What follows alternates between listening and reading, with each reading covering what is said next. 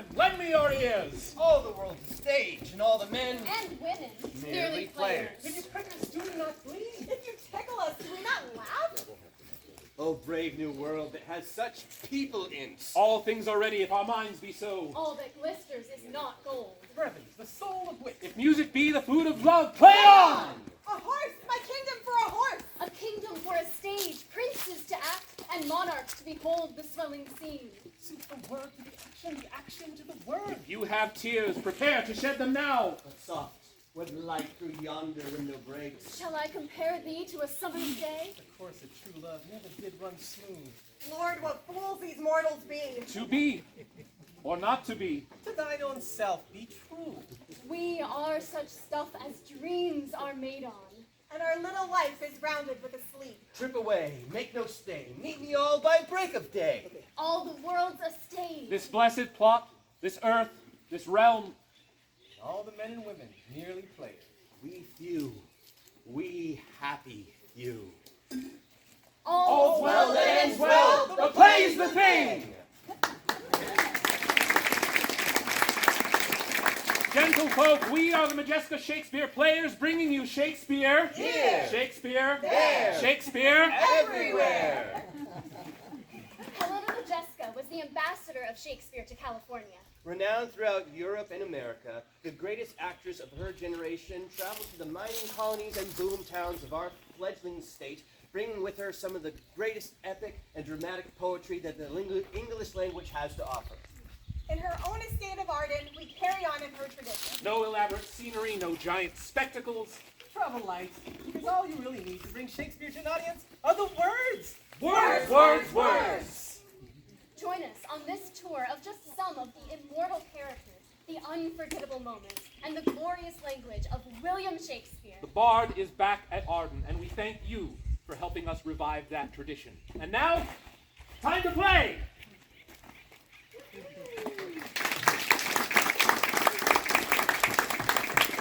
Hello everyone, my name is Thurkettle. I am the actor-manager of the Modjeska Shakespeare Players. Thank you so much for joining us today. How many of you are here at Arden for the first time? Oh my God, keep those hands up now. How many of you are coming back now that you've seen how amazing this place is? Some of you, put your hands down. Oh my God. All right, so we are here to pay tribute to Madame Modjeska and to William Shakespeare. And we also want to kind of dispel a myth. And the myth is that Shakespeare is this elite thing where people put on tights and corsets and you have to pay $150 to see it. But that's not true. It wasn't true in Shakespeare's time. This was popular entertainment. The Globe Theater was where everyone, from a commoner to a queen, could come and have a good time.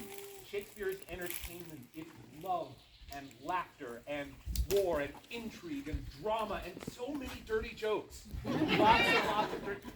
We got kids here. We're not going to do. You might hear some dirty jokes, but like just between the two of us. But it was, you know, the Globe was on the bad side of the river where the taverns and the gambling was. It was entertainment. It was popular, and so we are here to bring Shakespeare down off the scaffold and remind you that we, as players, are just playing dress up and telling stories, and that's what drama is. And that is what Shakespeare is. And so we thank you so much for joining us today as we give you a few highlights in the world of Shakespeare, scenes and monologues.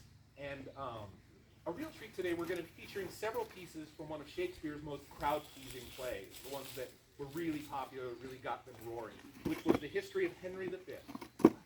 Henry V has a really unique opening, and to give you that opening, now I present Taylar Ann.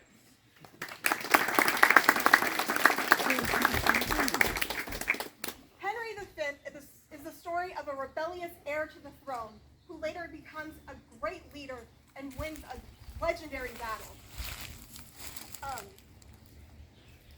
The special thing about Henry V is that there are two special elements to it. One is that it is one of the most uplifting and heroic stories that Shakespeare has to offer. The second is that it has a unique opening at the top of each act with the chorus to keep the audience up to date of what's going on. This piece is the prologue. Oh, for a muse of fire that would ascend the brightest heaven of invention, a kingdom for a stage, princes to act, and monarchs to behold the swelling scene. Then should the warlike Harry like himself leash it at his heels, would have fire. Famine, sword, and fire crouch for employment. But pardon, gentles all, the flat, unraised spirits here that have dared upon this unworthy scaffold to bring forth so great an object. Can this cockpit hold the vasty fields of France? Or may we cram within this wooden O the very cast that did affright the air at Agincourt? Oh, pardon, since a crooked figure may attest in little place a million, and let us, ciphers to this great account on your imaginary forces work. Suppose within the girdle of these walls are confined two mighty monarchies, whose high upreared and abutting fronts the perilous narrow ocean parts asunder. Piece out our imperfections with your thoughts, for 'tis you who must deck our kings, carry them from here and there, jumping over times, turning the accomplishment of many years into an hourglass. For the which supply, admit me chorus to this history, who prologue like your humble patience pray, gently to hear, kindly to judge our play.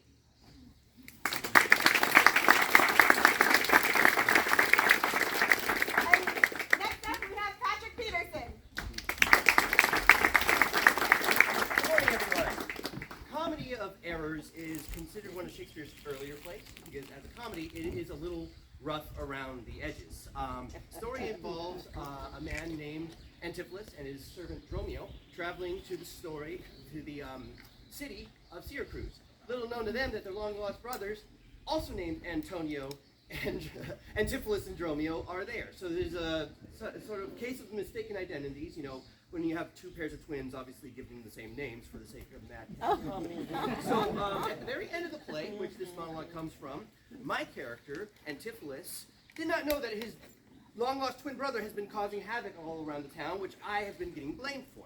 So try to follow along as a detail about being locked out of dinner, detail about a stolen chain, detail about a mad fortune teller, all come to a head and cause me, my poor hoity-toity fancy pants, the worst day of his life. My liege, I am advised what I say. Neither disturbed by the effects of wine, nor head rash provoked by raging ire. Albeit my wrongs might make one wiser mad. That woman there did today lock me out from dinner. That goldsmith there, were he not packed with her, could witness it, for he was with me then. He parted with me to go fetch a chain, promising to bring it to the Porpentine, where Balthazar and I did dine together. Our dinner done, and he not coming thither, I went to seek him, and in the street I found him in the company of that gentleman. There, the perjured goldsmith did swear me down that I today did receive the chain, which God he knows I saw not, for the which he arrested me with an officer. I did obey, and sent my peasant thither for certain ducats, none of which he returned. When I did fairly bespoke the officer to go with me in person to my home, my wife, her sister, and a rabble of vile confederates fell upon me. Among with them was one Pinch, a hollowed-eyed, sharp-looking villain, one threadbare juggler and fortune teller who, feeling my pulse and gazing into my eyes, cried out that I was possessed. All at once they fell upon me, they bound me, and bore me thence.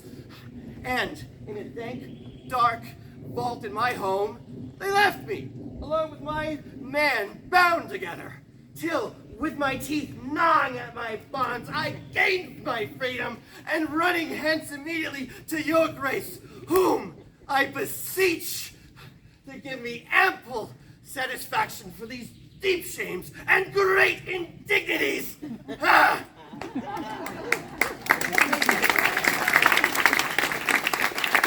Now, Amara Phelps. And over the course of, this is one of Shakespeare's comedies, over the course of the play, most of the characters end up in the forest of Arden. Now, in the forest, they meet a lot of fun characters, one of whom is Phoebe, the young shepherdess, who thinks very highly of herself. She's aided in this belief by her fellow shepherd, Sylvius, who is just head over heels for her. But she isn't interested. She just met who she thinks to be like a really pretty young guy. but is actually the leading lady Rosalind in disguise. So, Rosalind in disguise has just turned me down very soundly. But I'm not giving up just yet. Think not I love him, though I ask for him. 'Tis but a peevish boy, yet he talks well. What care I for words?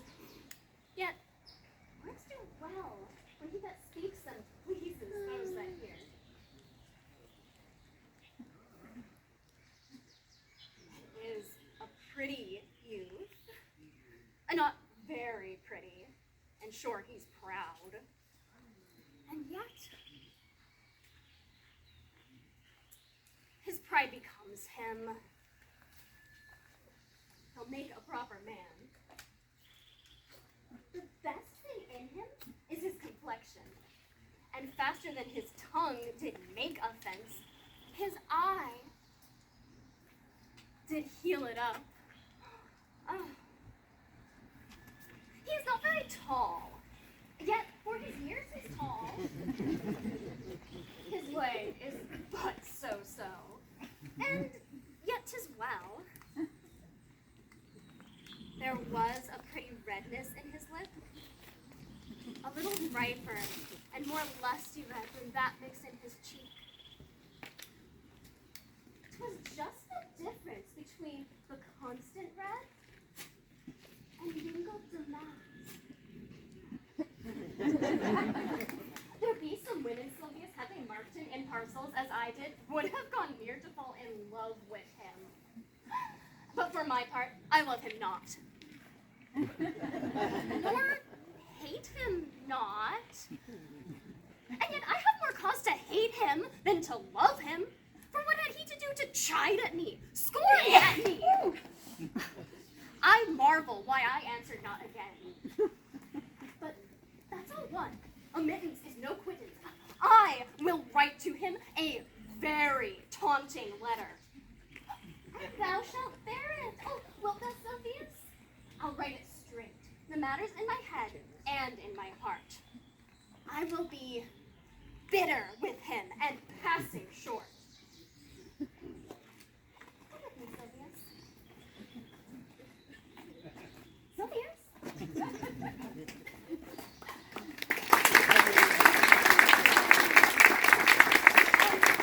Next up we have Nicholas Thurkettle. As I said, Henry is sort of the action hero of Shakespeare's time. He's very, very young when he takes the throne, and no one believes he's up for the challenge, right? He's been this teenage ne'er-do-well drinking with Falstaff. Falstaff's back there. Keep an eye on that guy. He's trouble. And when he takes the throne, there is a brewing war with France, and France does not take him seriously. In fact, in Shakespeare's play, they send him a gift, a box full of tennis balls, to basically say, hey, you go play a game while the grown-ups do all the war and politics. And so King Henry leads an army and invades France. And there's really nothing that's going to endear a British audience to a character than beating up the French.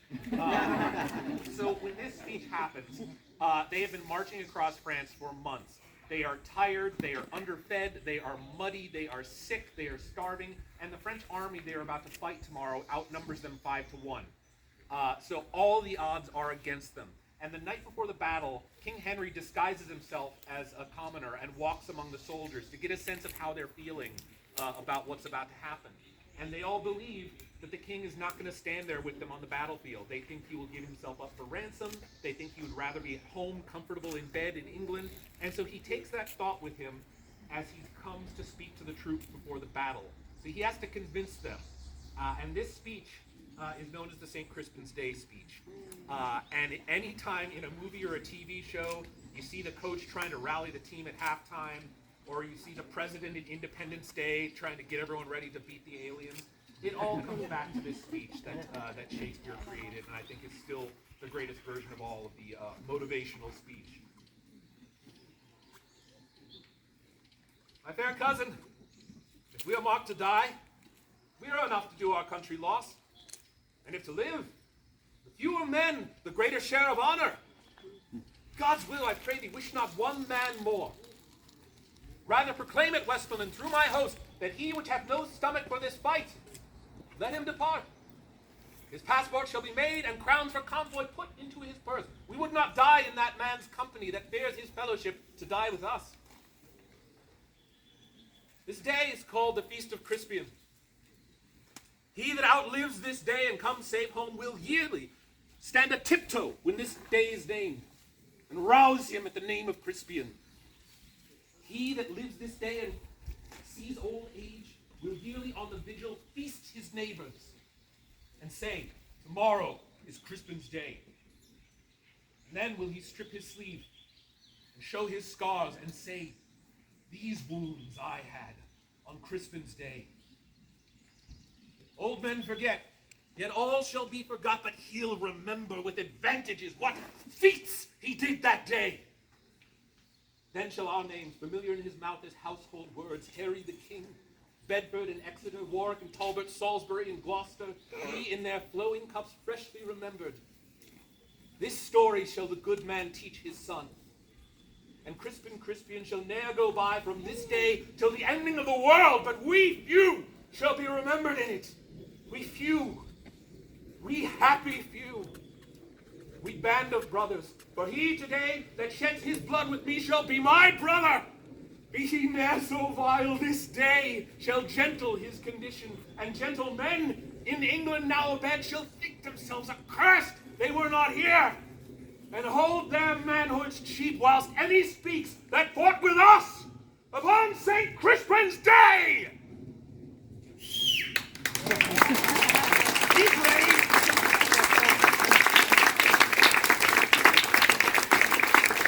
Thank you. And now for a complete change of pace, please welcome back Taylar Ann and Patrick Peterson.